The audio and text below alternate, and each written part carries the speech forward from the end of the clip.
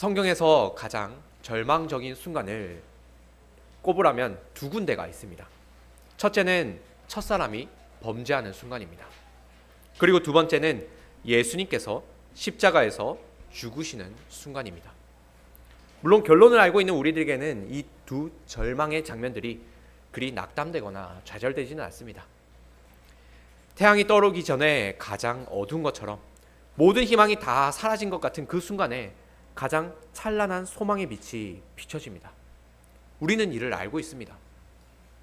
첫사람이 범죄하여 이제 죄와 사망의 지배를 받아야 하는 이 끔찍하고 처참한 상황에 놓이게 되었지만 하나님은 그때에 사람에게 첫 복음을 주십니다. 그리고 이 복음이 마침내 이뤄지는 때가 찾아옵니다. 바로 하나님의 독생자 예수 그리스도께서 이 땅에 찾아오시는 그때입니다. 하지만 유일한 소망이신 예수님께서 십자가에 달려 죽으셨습니다. 그때 타락한 인류는 도무지 소망을 찾을 수가 없었습니다.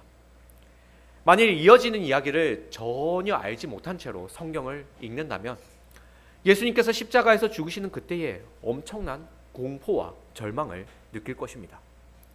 특히나 예수님만을 유일한 구주로 믿고 있었던 당시의 사람들에게는 더더욱이나 그렇습니다.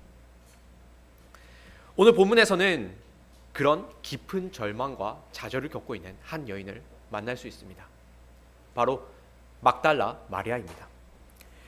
마리아는 7 귀신이 들렸다가 고침을 받은 여인입니다. 그녀는 예수님께서 십자가에서 죽으시는 때도 그 곁을 지켰습니다. 그리고 예수님께서 결국 죽으셨을 때에 그녀는 모든 소망을 잃었습니다. 그럼에도 그녀는 미련을 가지고 예수님의 시신을 돌보려고 했습니다. 그나마 그것이라도 해야 그녀의 삶을 지탱할 수 있었기 때문입니다. 마리아의 관심은 오로지 예수님의 시신에 있었습니다. 흰옷 입은 두 천사와의 대화에서도 그녀의 관심은 오직 예수님의 시신에 있었습니다. 여자여, 어찌하여 우느냐?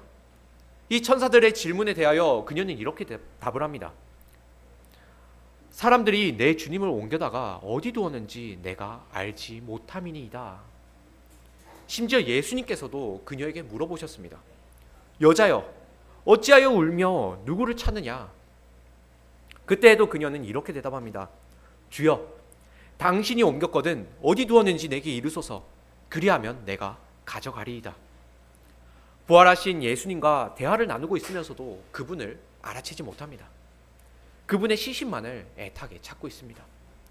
그녀는 이렇게 미련을 두고 있습니다. 우리가 갖는 미련도 이와 비슷합니다. 본질을 두고도 그 외형이나 흔적에만 관심을 둡니다. 예를 들어 봅시다. 참된 교회의 표지는 말씀 선포, 성례, 권징입니다. 이 세 가지 표지가 있는 곳에 참된 교회가 세워집니다. 하지만 말씀을 선포하고 성례와 권징을 시행하기만 한다고 해서 무조건 그 교회가 참된 교회가 되는 것은 아닙니다. 이 표지들이 거룩하고 신실하게 시행되어야 합니다. 그보다도 이 표지들이 가리키는 삼위 하나님과의 진정한 교제를 누릴 수 있어야 합니다. 하지만 정작 성도들이 예배 안에서 삼위 하나님과 만나지 못하고 있다면 거룩한 말씀이 아무리 선포되어도 소용이 없습니다. 성도들이 예배 안에서 아멘으로 화답하지 못한다면 그 예배는 껍데기만 쫓는 일에 불과합니다. 예배를 중요하게 여긴다고 자부하는 어떠한 교회들도 그렇습니다. 예배를 중요하게 여긴다면서 온갖 경건 모임들에 예배라는 이름을 갖다 붙입니다. 새벽 예배, 수요 예배, 금요 예배, 구역 예배, 주일학교 예배 등 수많은 예배들이 있습니다. 그렇게 예배라는 이름을 많이 붙이면 예배를 소중히 여기는 일이 될까요? 그렇지 않습니다. 삼위 하나님과 성도가 만나는 진정한 교제가 예배 안에서 이루어져야 그것이야말로 진정한 예배이고 우리가 예배를 소중히 여기고 있다는 증거입니다. 그렇다고 해서 외적인 예배 요소들을 다 무시해도 되는 것은 아닙니다. 말씀드리려는 요지는 겉모습만 쫓다가 정말 중요한 본질을 놓쳐서는 안 된다는 겁니다. 막달라 마리아가 부활하신 예수님을 알아보지 못하는 그때가 그랬습니다. 주님을 너무나도 사랑했기 때문에 그녀는 주님을 잃은 슬픔을 슬픔에 빠져 정작 부활하신 주님을 알아보지 못했습니다. 그래서 예수님의 시신이라도 잘 지키고 싶은 미련 속에 빠져 있었습니다. 하지만 그 미련이 정작 예수님께서 이제까지 하신 그 말씀과 그 사역들을 잊어버리게 만들었습니다. 부활하신 주님을 지척에 두고도 알아보지 못하게 만들었습니다. 그러나 그녀가 정말로 사랑한 주님은 부활하셨습니다. 부활하셔서 그녀에게 말을 건네십니다. 그리고 그녀의 이름을 부를 때에 마리아는 믿음의 눈을 뜨고 사랑하는 주님을 알아볼 수 있었습니다. 우리 역시도 때로는 사랑하는 주님이 아니라 그 다른 것들에 정신이 팔릴 수가 있습니다. 주님을 사랑한다는 미명 아래에서 주님이 아니라 다른 것들에 마음이 빼앗길 수도 있습니다. 은사나 예배의 형식에만 치중할 수도 있습니다. 심지어는 신학과 성경을 연구하는 일마저도 그럴 수 있습니다.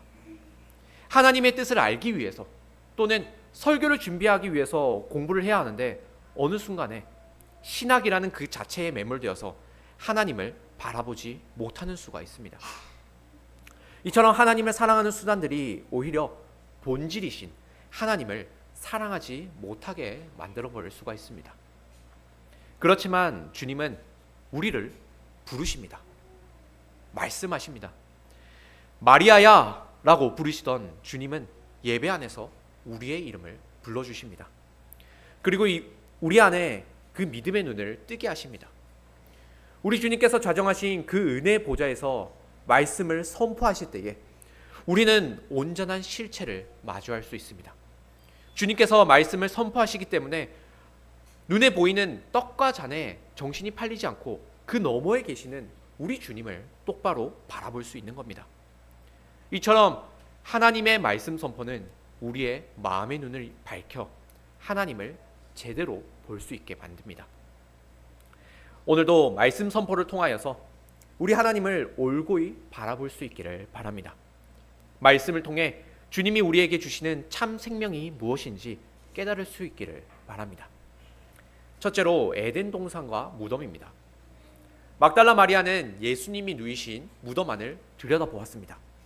그곳에는 흰옷 입은 두 천사가 앉아 있었습니다.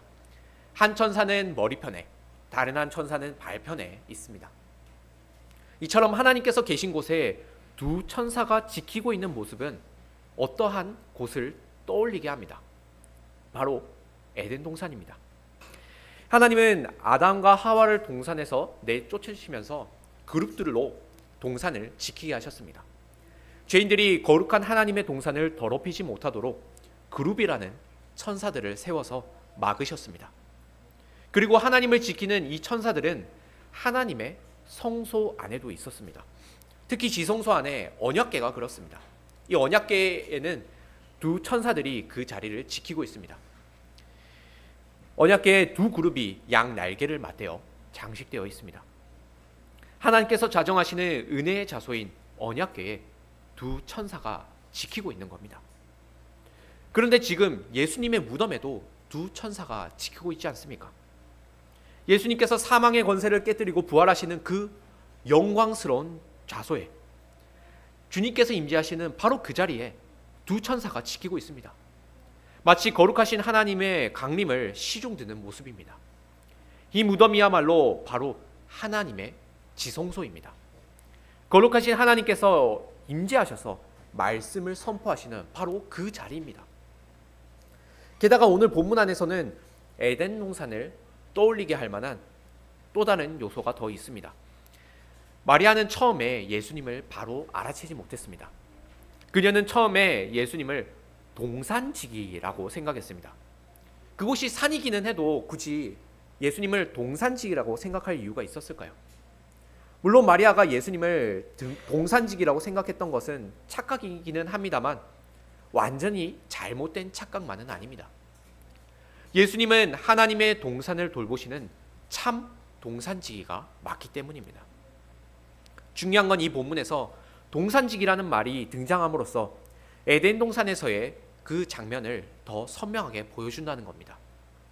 에덴 동산의 동산지기가 하나님이신 것처럼 새 에덴 동산이 된 이 무덤을 돌보는 동산지기는 부활하신 예수님이십니다. 그렇다면 오늘날 에덴 동산과 예수님의 무덤은 어디에 있을까요? 동산 자체나 무덤 자체가 본질은 아닙니다. 하나님께서 임재하시는 하나님의 집이 어딘지가 중요합니다.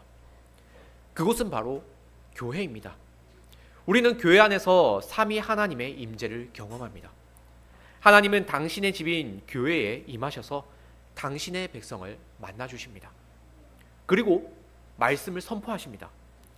두 천사가 지키는 언약궤는 하나님의 말씀이 선포되는 자리입니다. 역시나 하나님은 지금 이 예배에서도 찾아오셔서 말씀을 선포하고 계십니다. 지금 우리가 설교를 듣고 있는 이 자리는 아무나 들어올 수 없는 지극히 거룩한 자리입니다. 거룩하고 위대하신 하나님의 말씀이 선포되는 자리입니다. 그러니 우리의 몸과 마음은 정말로 정결하고 거룩해져야 합니다. 하나님의 말씀을 아주 집중해서 들어야 합니다. 이 말씀은 아무나 들을 수 있는 소리가 아닙니다. 범죄한 인간이 에덴 동산에 들어갈 수 없었듯이, 부정한 인간이 지성소에 들어갈 수 없었듯이, 부정하고 타락한 죄인은 결코 알아들을 수 없고 믿을 수 없는 거룩한 말씀입니다. 이 하나님의 말씀은 거룩하고 정결한 하나님의 백성들에게만 허락된 특권입니다. 따라서 우리가 가진 이 귀하디 귀한 특권을 함부로 여기지 맙시다. 거룩하고 정결한 하나님의 백성에게만 주어진 이 말씀 선포의 시간을 감사함으로 받을 수 있기를 바랍니다. 둘째로 여자와 마리아입니다. 예수님은 막달라 마리아의 이름을 부르십니다. 에덴 동산에서의 일을 가만히 생각해 봅시다. 에덴 동산에서 여자에게 말을 걸었던 건 뱀입니다. 뱀은 여자에게 질문을 합니다. 그때의 여자는 하나님도 아니고 남편 아담도 아니라 뱀의 말을 청종하고 있습니다. 그의 말을 따라 선악을 알게 하는 나무 열매를 따먹습니다. 그렇게 불순종의 죄가 시작되었습니다.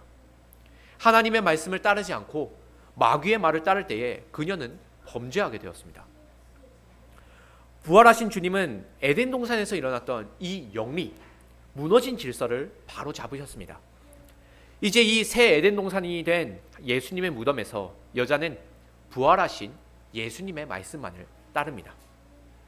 이 막달라 마리아는 원래 7 귀신이 들렸던 자입니다.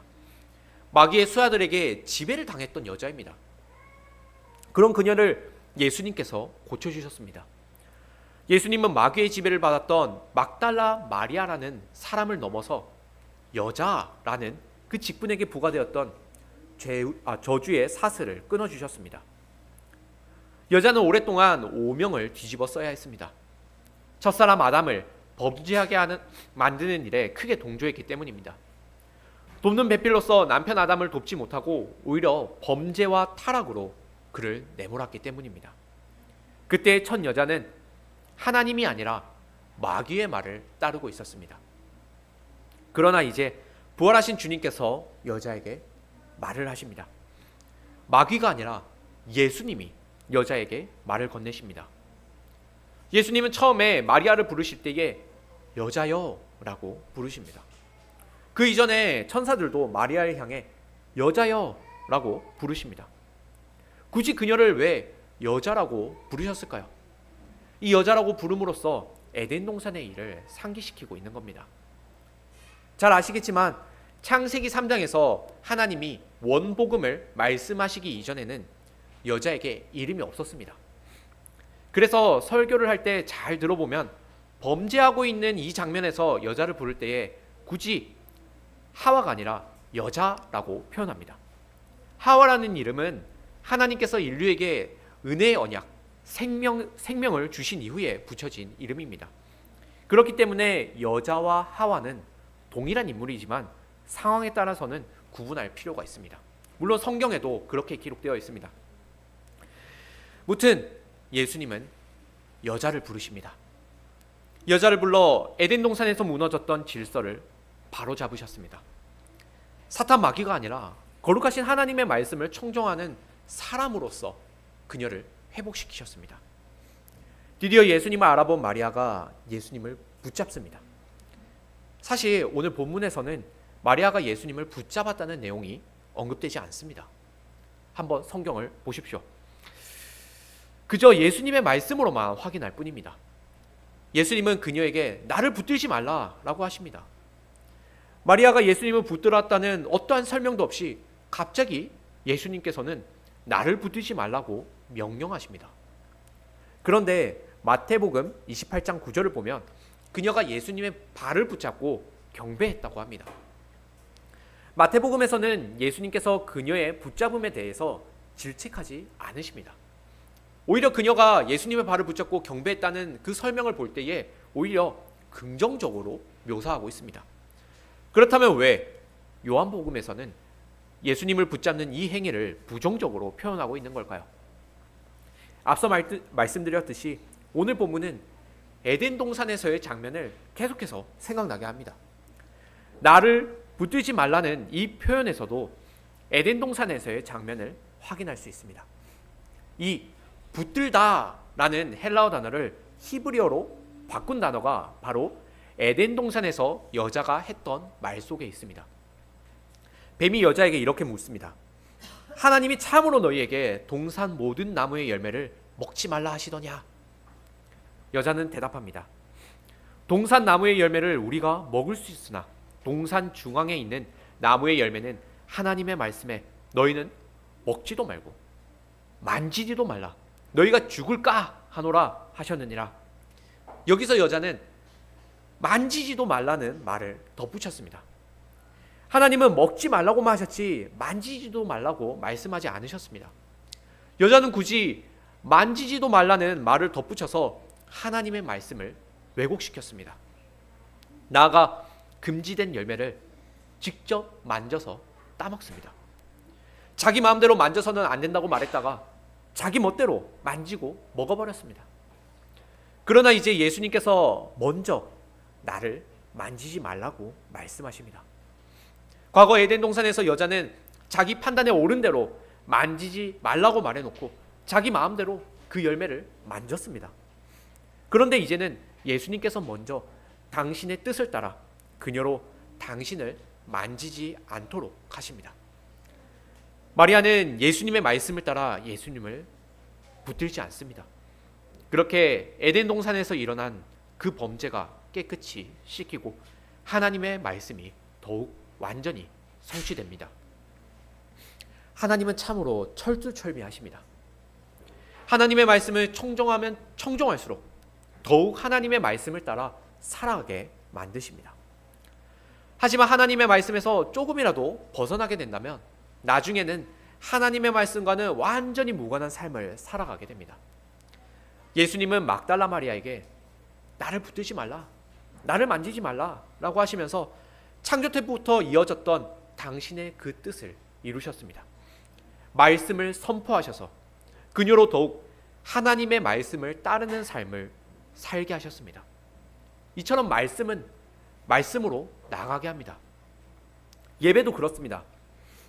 예배는 하나님께서 제정하신 그리고 하나님의 말씀대로 드려야 합니다. 분명 성경 안에는 하나님께서 직접 제정하신 예배의 방법들이 드러나 있습니다. 하지만 이를 자기 마음대로 해석하려는 사람들이 있습니다. 처음에는 약간만 비틀겠죠. 조금만, 아주 조금만 사람의 편의대로 바꾸려고 하겠죠. 그렇게 조금만 벗어나도 괜찮다고 여겼던 그 예배의 방법들이 나중에는 완전히 다른 종교의식을 만들어버리고 맙니다. 로마 가톨릭 교회나 동방 종교회의 주술적이고 미신적인 행위들이 그렇습니다. 그건 멀리 갈 것 없이 이 한국 교회 안에서도 말씀과 무관한 예배의 전통들이 있습니다. 대표적으로 주여 삼창 같은 것이 있습니다. 우리 어린 친구들은 이 주여 삼창이 뭔지 눈이 동그래지겠지만은 어른들은 다 알고 있지 않습니까? 하나님의 말씀과 무관한 이 예배의 방법이 예배의 분위기를 뜨겁게 만든다는 이유로 계속해서 행해지고 있습니다. 주여 삼창이 모르겠으면 예배 끝나고 저한테 다시 물어보세요. 예. 심지어 설교마저도 하나님의 말씀에서 점차 멀어지고 있으니 더 이상 하나님의 말씀을 올곧게 따를 만한 방도가 전혀 보이지 않습니다. 오직 주님의 분명한 말씀만이 더욱 말씀의 길을 따를 수 있도록 만듭니다. 부활하신 주님께서 여자 마리아에게 말씀하시어 창세 때부터 이어진 그 언약의 말씀을 더욱 성취하셨던 것처럼 나를 만지지 말라고 말씀하심으로써 그녀를 더욱 하나님의 말씀 안으로 붙드신 것처럼 말입니다. 그러므로 이 시간에는 좌로나 우로나 치우치지 않는 순수하고 거룩한 하나님의 말씀만이 선포되어야 합니다. 그리고 우리는 이 말씀만을 겸손하고 신실하게 청종할 수 있어야 합니다. 그렇게 하나님의 말씀을 따름으로써 말씀이신 주님만을 더욱 확실하게 만날 수 있기를 원합니다. 마지막으로 생명 주시는 하나님입니다. 에덴 동산에서 하나님은 뱀을 저주하시며 말씀하십니다. 내가 너로 여자와 원수가 되게 하고 내 후손도 여자의 후손과 원수가 되게 하리니 여자의 후손은 내 머리를 상하게 할 것이요 너는 그의 발꿈치를 상하게 할 것이니라. 이는 뱀을 향한 저주였지만 아담과 여자에게는 생명에 대한 약속이었습니다. 정령 죽게 된 그들이었지만 그 절망 가운데서 하나님은 그들에게 생명을 약속하셨습니다.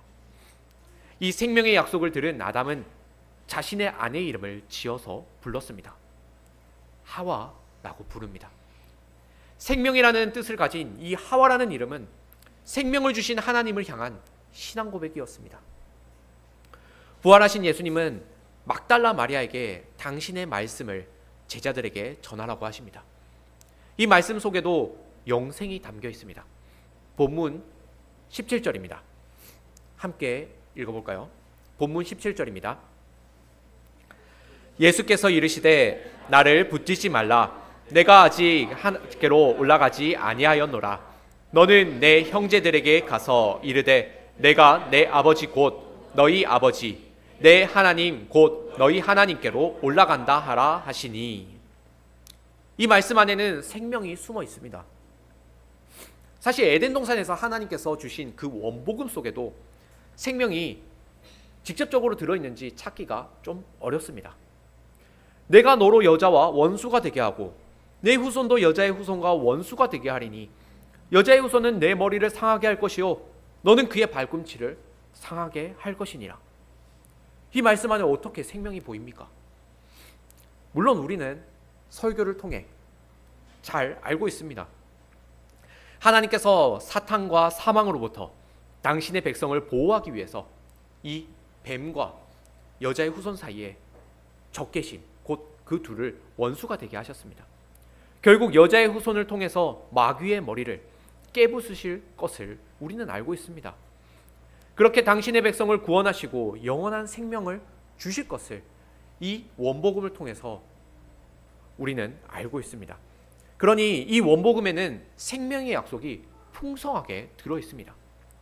그렇듯 예수님께서 마리아를 통해 제자들에게 전하라 하신 이 말씀 안에도 생명의 내용이 가득 넘치고 있습니다. 한번 살펴보겠습니다. 예수님은 당신의 제자들을 향하여 내 형제들이라고 하십니다. 그리고는 내 아버지가 너희의 아버지이시고 내 하나님이 너희의 하나님이시라고 하십니다. 다시 말해서 예수님의 아버지가 제자들의 아버지가 되시고 예수님의 하나님이 제자들의 하나님이 됩니다. 예수님이나 제자들이 동일한 한 분 하나님을 아버지로 모시게 되었다는 의미입니다. 요한복음에서 예수님은 자주 이렇게 말씀하십니다. 아버지가 내 안에, 내가 아버지 안에. 이처럼 아버지가 아들 안에, 아들이 아버지 안에 있음으로써 아버지와 아들은 하나입니다. 그리고 예수님은 이렇게 기도하십니다. 아버지여, 아버지께서 내 안에, 내가 아버지 안에 있는 것 같이 그들도 다 하나가 되어 우리 안에 있게 하소서. 아버지와 아들이 하나이신 것처럼 믿는 자들도 다 함께 하나가 되게 하기를 예수님은 원하십니다. 예수님은 이를 바라셨습니다. 아버지와 아들이 하나이신 것처럼 아버지와 아들을 믿는 저들도 다 하나가 되기를 기도하셨습니다. 예수님의 이 간구는, 이 소원은 이루어졌습니다. 예수님께서 부활하셨을 때에 이 소원이 이루어졌습니다. 그래서 예수님은 내 아버지가 너희의 아버지라고 하셨던 겁니다. 이제 제자들은 예수님 안에 있습니다. 예수님의 제자들만이 아닙니다. 주 예수 그리스도를 믿는 모든 신자들이 예수 그리스도 안에 있습니다. 예수 그리스도 안에 있기 때문에 동시에 아버지 안에도 있습니다. 아버지와 아들 안에서 하나가 되었습니다. 이 놀라운 신비가 예수 그리스도의 부활로서 이루어졌습니다. 예수님은 본문 17절에서 처음으로 하나님 아버지를 내 아버지가 아닌 다른 이의 아버지라고 부르십니다. 요한복음 1장부터 19장까지 이르기까지 예수님께서는 하나님 아버지를 호칭할 때 언제나 내 아버지라고 하십니다. 그런데 처음으로 본문 17절에서 너희 아버지라는 호칭을 사용하십니다. 예수님께서 부활하시고서는 드디어 하나님 아버지는 모든 신자들의 아버지가 되신 겁니다. 예수님은 신자들을 당신 안에 품으시고 당신의 아버지를 모든 믿는 자들의 아버지가 되게 해 주셨습니다. 예수님의 아버지가 우리의 아버지가 되기까지 우리가 한 것이 무엇입니까? 우리가 한 것은 아무것도 없습니다. 예수님의 제자들도 한 것이 없습니다. 오로지 예수님의 부활의 공로가 우리로 하나님을 아버지라 부를 수 있게 했습니다. 영생은 유일하신 참 하나님과 그가 보내신 예수 그리스도를 아는 것입니다. 여기서 안다는 건 믿음의 또 다른 표현이기는 합니다. 또한 이 안다는 건 부부가 한 몸을 이루는 것처럼 서로를 깊이 아는 일입니다. 아버지가 아들을 알고 아들이 아버지를 알듯이 우리도 이제는 아버지와 아들을 압니다. 아버지와 아들 안에 거하여 하나가 되었습니다. 그러니 아버지와 아들을 믿는 자들에게는 바로 영생이 있습니다. 부활하신 주님은 당신의 아버지와 제자들의 아버지를 같은 분으로서 말씀하십니다. 예수 그리스도의 부활의 공로로 말미암아 이제 당신의 제자들이 아버지와 아들의 영원한 사귐 속에 들어가게 되었습니다. 예수님은 이 아름다운 교제에 제자들만이 아니라 주를 믿는 우리도 함께하게 하십니다. 이 안에 있을 때에만이 참 생명이 있습니다. 그렇습니다. 에덴 동산에서 아담과 하와에게 생명을 약속하셨던 하나님은 부활하시고서 제자들에게 그리고 모든 믿는 자에게 영생을 선포하셨습니다. 약속된 여자의 후손이자 하나님의 독생자께서 이루신 구원의 은덕입니다. 예수님의 이 구원의 은혜를 지금 주의 말씀을 듣고 있는 우리 모두에게 동일하게 나누어 주고 계십니다.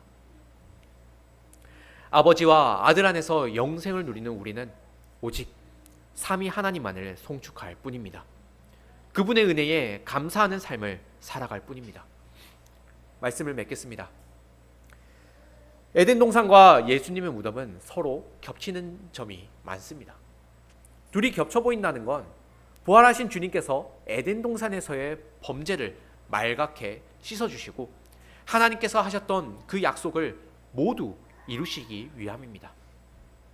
말씀이신 예수님은 계시된 하나님의 말씀을 하나도 땅에 떨어뜨리지 않고 모두 다 이루셨습니다. 말씀을 온전히 성취하셨습니다. 그러므로 우리는 우리 주님께서 온전히 이루신 하나님의 말씀을 조금도 더하거나 빼서는 안 될 것입니다. 우리 주님께서 이루신 그대로를 우직하게 따라야 합니다. 말씀을 쫓는 자는 결코 소망을 이룰 수 없습니다. 세상과 인류에게 있어서 도무지 소망을 찾을 수 없는 그때에도 우리 하나님은 말씀하셨습니다. 그 말씀 안에는 소망과 생명이 있었습니다. 그러니 말씀을 알고 믿는 우리는 그 어떤 순간에도 소망을 이룰 수가 없습니다. 나의 소망을 나 자신이나 상황이나 다른 사람들로부터 찾지 맙시다. 우리의 유일한 소망은 하나님의 말씀에 있습니다. 여기 모인 성도 모두가 현재의 심정이 다르고 처한 환경이 다 다를 수 있지만 우리는 동일하게 이 시간 하나님의 말씀을 듣고 있습니다. 우리는 동일한 한 분 하나님 안에 있습니다. 따라서 우리 모두에게는 가장 확실한 소망이 있습니다. 그러니 기뻐합시다. 즐겁게 주님과 동행합시다. 우리 하나님께서 이루신 소망과 생명의 약속이 교회와 성도의 삶 속에 항상 넘치기를 바랍니다. 아멘.